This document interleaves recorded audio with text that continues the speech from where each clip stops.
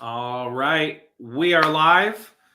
It is Friday, January 13th, and this is a special mini-sode episode of the Super Real Estate Bros podcast.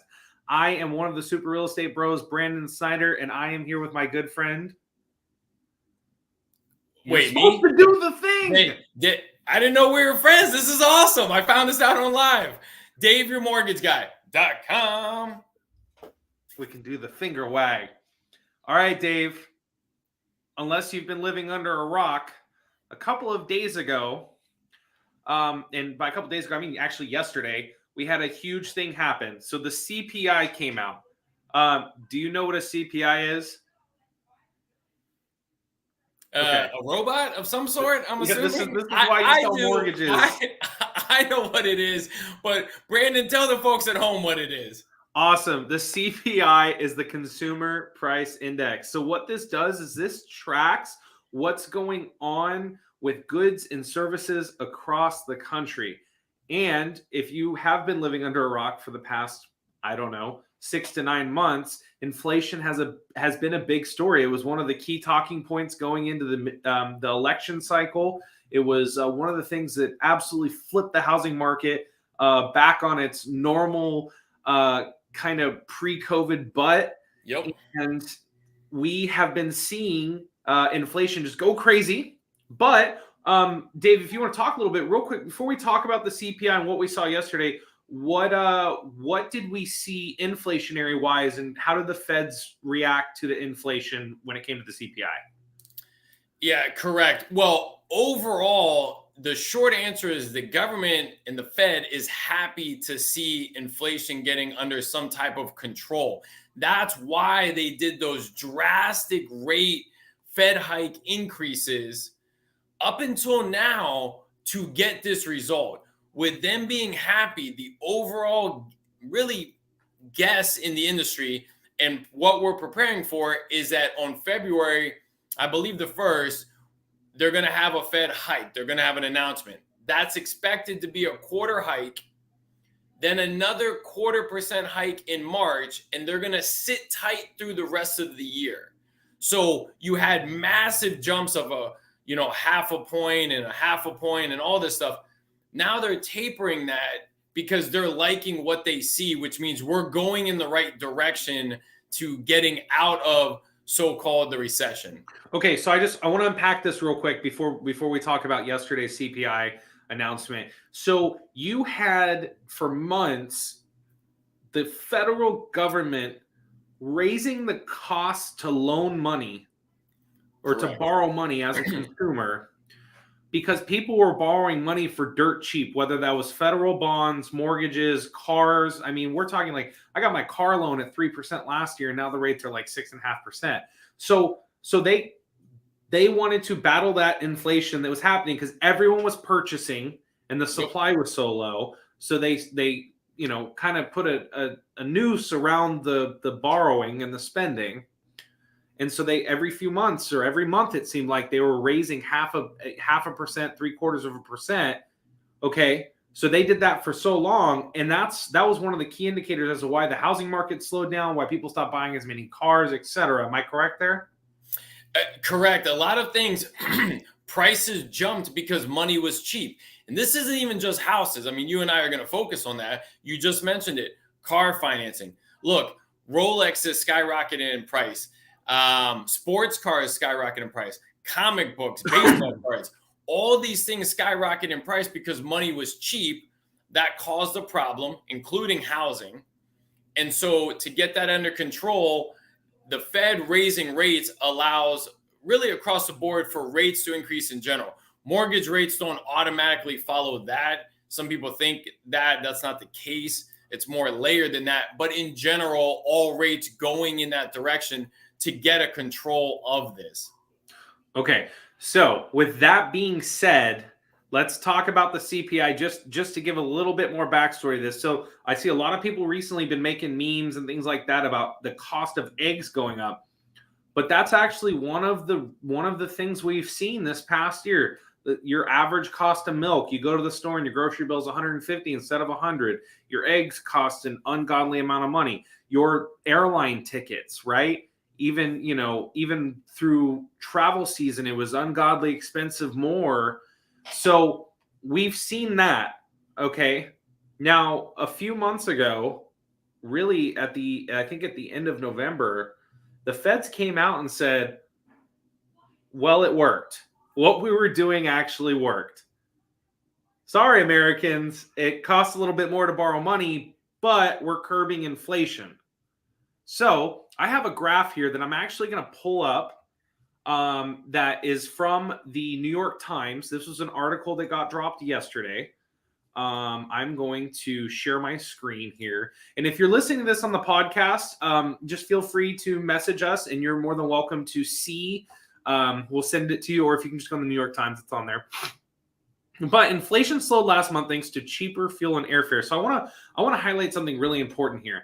In December, we were at a 6.5% inflation rate. Okay, and I want to talk about this trajectory right here. This is really important to look at as a consumer, because our inflation was absolutely bonkers towards the end of last year. I mean, we went, I think 9%, something like that, 9.5%. It was ridiculous.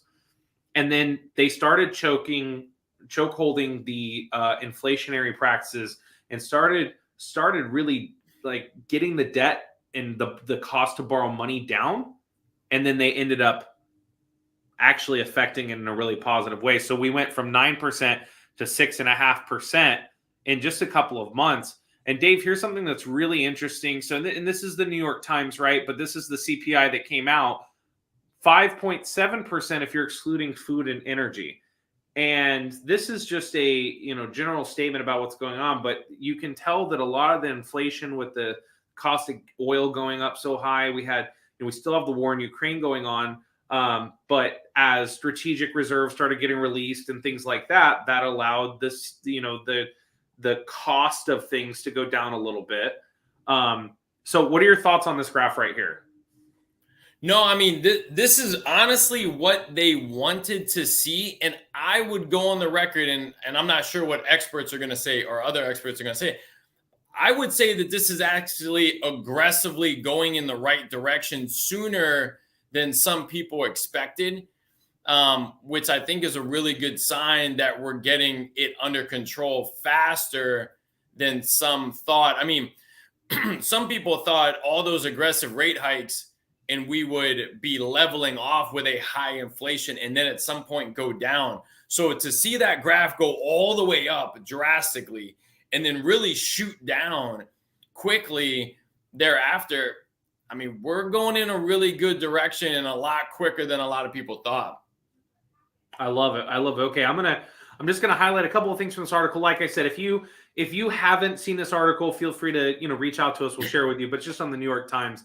So in November, we were at 7.1%. October was even higher. So it's trending downwards. One of the things we need to look at here, now this is still something that the feds are watching, is the cost of sporting events, airline tickets, things like that. So they're still watching that and they're concerned about that. But I'm going to pop out of this article here, and I want to talk about obviously what we do for a living, in and out, days in, days out. Let's talk about mortgages. Let's talk about people who maybe, and I know this has happened for so many clients of ours this past 6 months, man, when interest rates for a house are 7.5% going down to 6%, now that we're here where we are, and I think your last rate update a couple days ago was 6% for a conventional with a 740 score. Excuse me. Man, that's $400 in payment, right? Well, all right. So here's the thing. I did some homework, right? Some studying before we jumped on this thing to really bring that. It shouldn't even be the Super Real Estate Bros. It should be a Super Real Estate Nerds podcast. With the way that you and I dig into this crap sometimes. But I do have the Marvel right back here. I am a nerd. Hey, man, we're totally nerding out.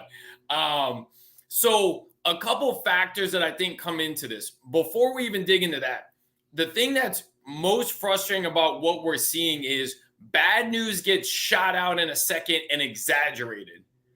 Good news barely gets put out and is definitely released slower with less attention. What do I mean by that?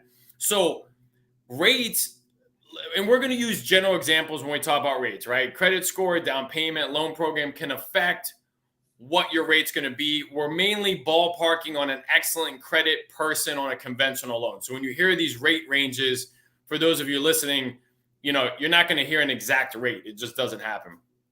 So in October, I went back and looked.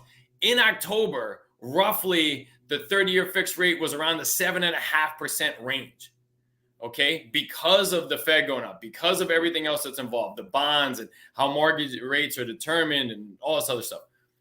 Super high. That's where all the fear came from. Oh my God, we're going to 8, we're going to 10. Oh my God, it doesn't make sense to buy. This is ridiculous, whatever. Yep. Since then, while rates have been volatile, so they're up and down all the time, sometimes on the same day, sometimes weekly. Since then, in general, rates have gone down.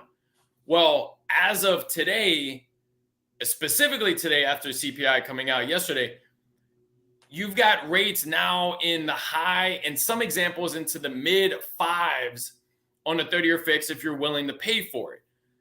If you take a $400,000 loan amount and just at 7.5 rate to 6%, that's a $400 difference in payment.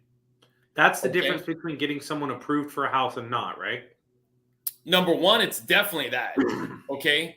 Because what was the first thing you heard when rates shot up? Oh my God, it's killing affordability, which I disagree with. It's not killing affordability, it's affecting affordability. But a lot of home buyers who couldn't buy before, there was too many offers. They didn't have enough money to go over. They needed assistance, right, of some sort to get closing costs. They just were not able to buy in those years. As soon as that market ended, the rate shot up and pushed some of them out. Now that rate goes down and they can buy. That's not in the news, right? People, if you ask them, and I just had this call 2 days ago, the client was like, hey, are rates still in the 7s, right?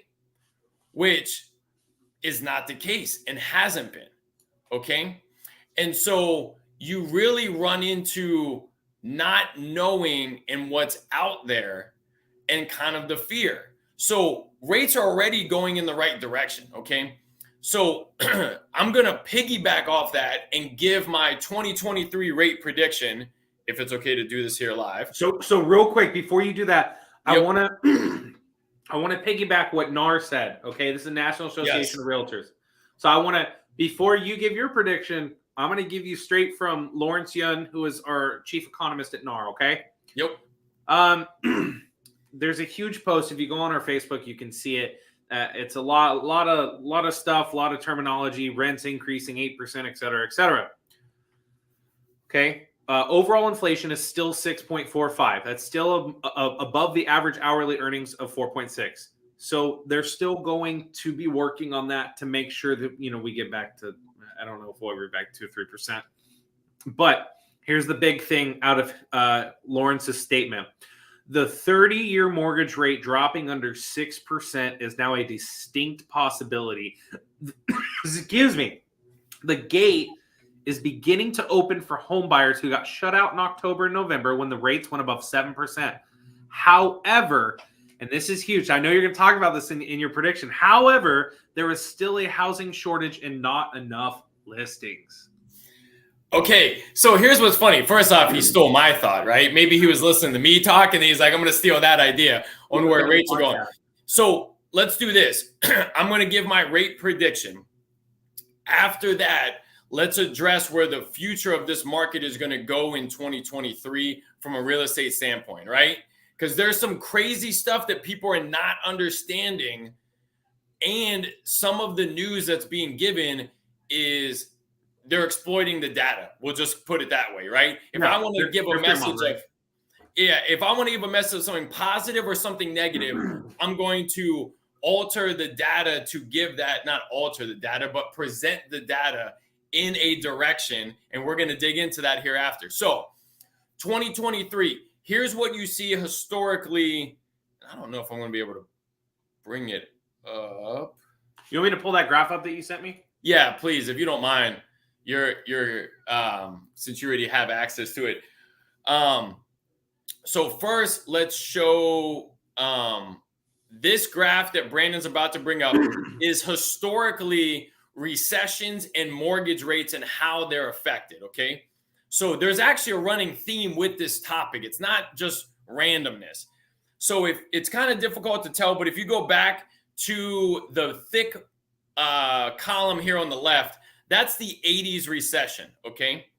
And what you'll see in that yellow spot is the recession and rates going up, coming out of recession, rates going down. If you go to the crash of '08, same thing. We went into a recession, rates went up, and rates went down. Same situation that we saw here, but on a much, much smaller scale is the end of 2022, rates going up. And then now we're going to see the drop off. Can I pinpoint something on this? I want to, and this is just something I hear a lot because fear mongering is a tactic that the media uses. In 2008, okay, so I a lot of our colleagues will say, oh, well, in 1985, rates were 15%. We don't care about that. Houses were $60,000 and you made $3 an hour. Okay. But what I'm really intrigued by is even during the biggest housing crash of the past 100 years, right? We had interest rates in the 5 to 6% during the crash and even post-crash. And then rates slowly started trending downwards and they went up a little bit in 2019, but they've always been trending downwards as, the houses became more expensive, the interest rates got lower. So I want to pinpoint something here that 5 to 6% historically is a good interest rate. It's not great, right? Because we got spoiled for 2 years with, 2.5, 2. I had a 2.25, which blew my freaking mind on a $400,000 house. But I mean, and correct me if I'm wrong here, Dave, but I mean, if we just teeter at 4.5 to 5, I feel like we're living fat and happy. That's a healthy market. My first house I bought was at 6.5. And at that time, that was the running rate, and I was fine with it. I always say this, rates and home prices aren't my biggest concern because everybody will adapt to both. If rates are in the 5s, you're used to getting a rate in the 5s. What we went through will never happen again, and really on certain levels probably shouldn't have happened. And we're feeling that now because of that, right? I'm thankful for it, right? And for all of us who got those rates, super thankful. But truth of the matter is that's a once in a lifetime ever. They'll never go that low. A rate in the 4s and the 5s is very healthy. And that's what we're going to see. So me piggybacking, and we can probably take that graph down. Me piggybacking on that, here's my rate predictions and what I believe will happen, right? So you saw the graph. In theory, we're going to be coming into that slope, right? Where the decrease, we've already seen a little bit. Rates are going to be volatile for the coming months as in an up and down, okay? Sure. But I believe going into the second quarter of 2023, we're going to see rates start to drastically decrease and really staying in the 5 range. Some examples would be 5%, some would be 5.5%, depending on your situation. Okay. And I truly believe once this is all settled, so it may be a year from now, I really believe we will end up being in the mid 4s once this is all settled and we stay in that 4.5 to 5s range and everybody gets used to that. I mean, for years, we're in that range. So I think we're going to go back to that. Now, for those of you listening or watching this, if your first reaction is, oh, that's fantastic, I'm going to wait until rates go down and then buy a house. Here's the thing. We are in a sweet spot for home buyers where the slightly higher rate is scaring away your competition, which is actually doing you a favor. It's going to sound weird, but a higher interest rate, if you're a buyer who could not buy in the last 2.5 years, a higher interest rate is actually your best friend in this market. Here's why. Not all buyers have come into the market. Not all buyers know that rates went down, okay? There's inventory that's having to pay closing costs and come down in price and all these things. Once rates go down, it'll become national news. A ton of people and buyers are going to come back into the market, making it difficult for you to get good deals and to get some of that help because there's going to be multiple offers. It won't be like the COVID years, but it'll be a very healthy market versus what we're seeing right now.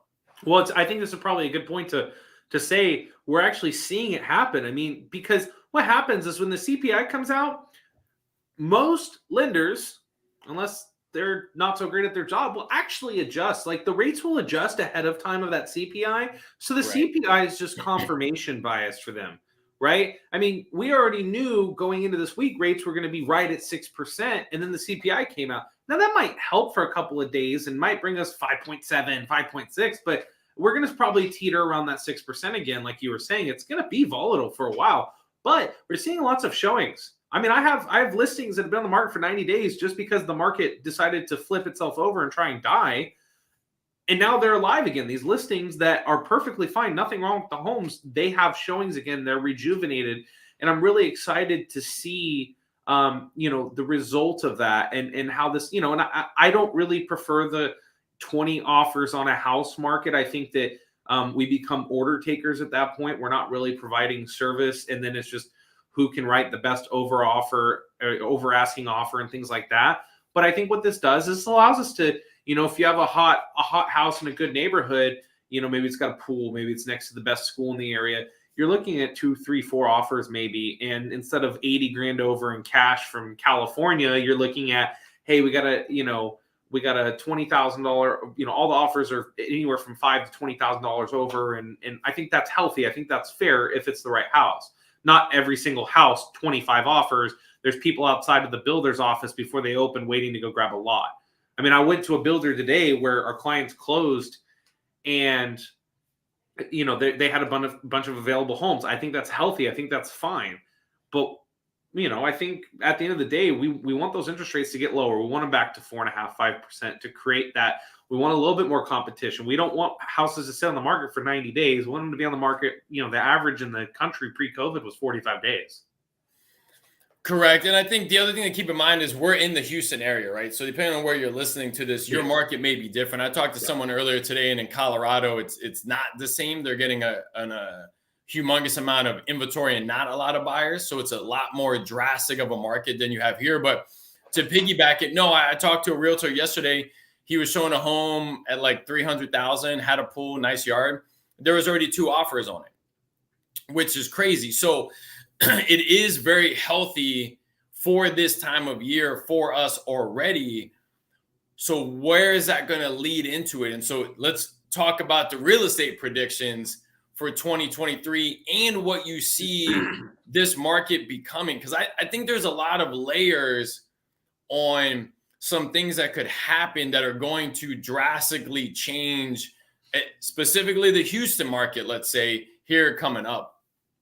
Yeah, I think, and mind you, I want to give the idea here that this market that we had will never come again. I mean, it was a once in a lifetime, at least in my generation, right? It will never happen again. So the expectation that we go back to craziness is just unrealistic.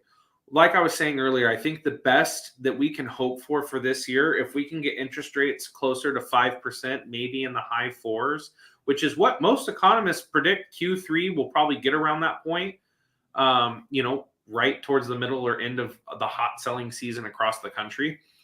I think what we're going to see is more sellers get their houses on the market because they're finally going to start moving again. I think we'll see more inventory hit the market. We're still in a shortage and we will continue to be in a shortage. The biggest issue is that we had the shortage getting shored up by the builders. Well, the builders stopped building as much. Let's pause right there. So 2 things. One is sellers who had who felt locked into their house because their rate was, let's just make up 3.5. Yeah. They for sure were not going to sell to buy a home at 7.5. If rates come down to 4.5, man, that's right there at 3.5. It's a negotiable amount in their mind to where they're like, hey, it's close, right? And if So they can that's get concessions from the builders and from the sellers like they're doing now, then they're buying down that rate to 4% anyway. And then it's a no-brainer. Then it's no question, right? Because everyone has to move. And I think that's something that a lot of people are missing right now. The people that have to move, they're relocating for work. They're relocating because they're PCSing because they're military. They lost a job. They are moving to a different state to be with family. They're moving 3 families together to be a multi-generational household. People still have to buy and sell real estate. The correct. question is how long is the market going to wait, or how long is it going to take for the market to adjust for the have tos and the want tos to be in the same market again?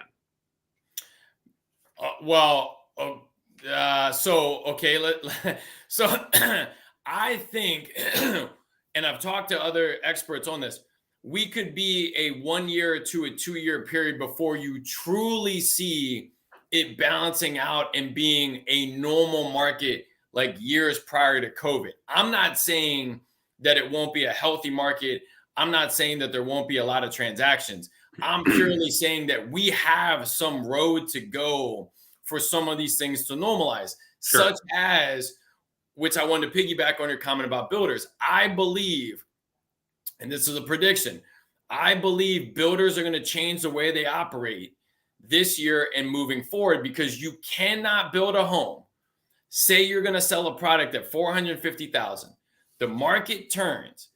KB came out and announced that 68% of their buyers canceled contracts in the fourth quarter. Now you're having fire sales to move homes. You're losing money. So and I'm just making a scenario. You knew you were going to sell it at $450. Now you're fire selling it at $380. You're losing that money.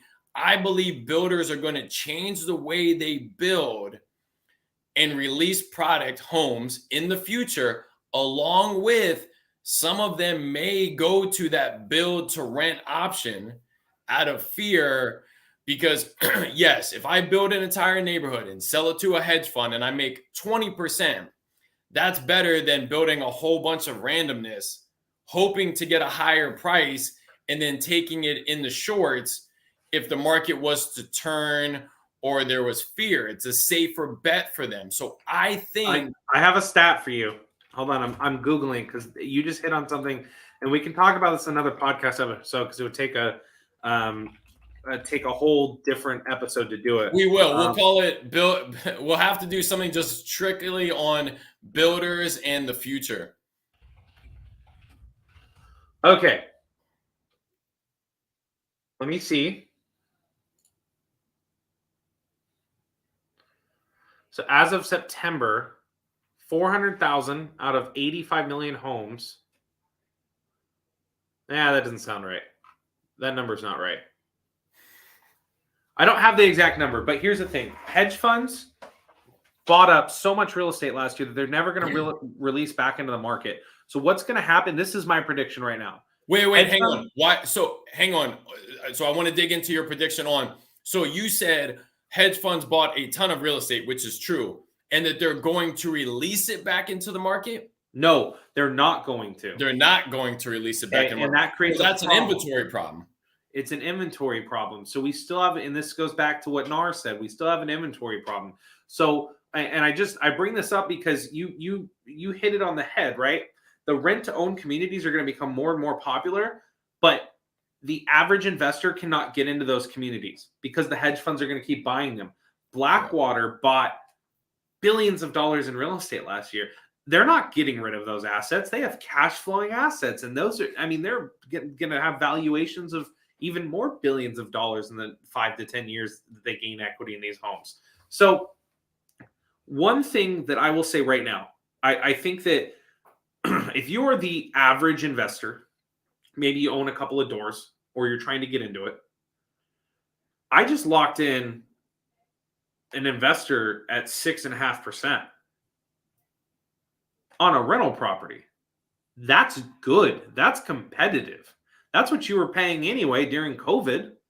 Investment rates were 5-6% anyway, right? So and historically they were that before. Like when you bought an investment property, you were preparing for something in the upper 5, 6 to 7 range to begin with. So absolutely. So if you're the average investor, Blackwater's didn't stop buying. Zillow stopped buying, but that's because they imploded on themselves. Blackwater didn't stop buying. The hedge funds didn't stop buying. I'm still getting calls daily, right? These people are buying houses at scale. Why aren't you? Why aren't you buying real estate? This is the time to do it. You don't have to go fight 20 people to go buy an investment property at $200,000 in Houston, Texas. You will in 6 months. Correct. And I Guaranteed. think there too, and I not to correct you, I think it's Blackstone. Oh, I'm sorry. No, Blackstone's the grill company, Dave. No, Blackstone is the investment hedge fund. I'm pretty sure. But while Brandon's Googling that, but all right, it is Blackstone. yeah, I may or may not be an investor in Blackstone because I like to watch what they're investing in because that's a tail sign of where a lot of things are going. But it's without a doubt that's changing what it's looking like for the future. And we're really known as the biggest, most affordable city in the country. Yeah. So anybody looking at the whole United States as a hedge fund is smart enough to say, hey, there's a huge upside in Houston. That's why they're doing this. They're not buying them in New York. They're not buying them in California more times than not because they're overpriced, right? And it's extremely volatile versus here. Yep. And so that's 100% something that'll affect inventory. Builders being concerned will affect inventory. The amount of foreclosures at this point, which is probably another podcast too, is we're going to talk about it next week. Correct. So not to watch that podcast, but in theory, everybody's like, oh my God, there's going to be all these foreclosures because the percentage of foreclosures is high. It's ridiculous. There's like examples where people are like, it's 187%, blah, blah. You're going from 0 foreclosures to any amount, but that amount is going to be on par with a normal market. So the foreclosures aren't going to save inventory. And this hedge fund and this building thing is aimed at really starter homes and those people getting in. So those are the people who want to buy. That's just why Brandon and I just got done saying, if you couldn't buy in the last 2.5 years, I think you've got a window to get a steal, and a higher interest rate, even though they're now going down drastically, the higher interest rate could be your best friend to veer off your neighbor. Yep. Right? Just got a client 50 grand off on a new construction. They actually let us put it in a verbal offer. They said, hey, this is the price. I said, well, we're going to give you this. And then they came up, they countered it like 5 grand higher than our offer. And we got 50 grand off the sales price. It's 100% happening across the board. So I think we got kind of derailed off of the CPI. So I want to circle back around so we can end this because this mini-sode turned into number 7 full episode. But correct. Let's talk about it real quick. So the CPI came out. The good thing is that we are in deflationary practices right now. Now, mind you, I know some of you are going to gripe, well, eggs are expensive and it cost me $500 to go watch the Lakers. Yeah, those things are still expensive. But we're seeing a downward trend, which means interest rates will continue to go down. And right now, if you are a real estate buyer, if you are looking to get into the market, then now is the time. You don't have to fist fight 20 people in a parking lot. You don't have to go put in a cash offer. You don't have to go use one of those programs that they used. I still utilize Orchard, HomeLight. They have cash buyer programs. You don't have to do all those things anymore. You don't have to go. You can go get a seller to pay your closing costs. You can go buy the rate down with that money. I mean, there's so many things you can take advantage of now that you won't by the end of 2023. And I would say, forget even the end. I would say come summertime, it's going to be a moot point. I mean, you've got a window of, I would say 4 months, not even anymore, but I would say about 4 months of, hey, there's going to be some great deals. I'm in the market. I'm serious. I'm going to change my life with these moves versus waiting. So no, it's super exciting. Everything is going in the right direction. Everything is expected. So everything that's happened is expected. If anything, it's probably happening faster, right? And I think that's a great sign going into 2023. So would you say that the recession is in recession? Stay tuned. I wouldn't, because that's corny as hell. All right, look, Dave, as always, one of my super real estate bros. You're an awesome friend, a mentor, and I appreciate what you contribute to the real estate community in Houston. Y'all, if you want to know more information about the real estate market in your area, please feel free to reach out to myself. If you're looking for a lender in, I think, 48 states, DaveYourMortgageGuy.com is the way to get a hold of Dave Your Mortgage Guy. And once again, we are available on any podcasting sites, Apple Podcasts, Spotify, etc., Google Podcasts. You can find us on YouTube, on our page, Selling with the Snyder Group. Dave Your Mortgage Guy has a YouTube as well. All over social media on the same things. Dave Your Mortgage Guy, Selling Snyder Group, etc. Y'all have a great week. Bye, guys.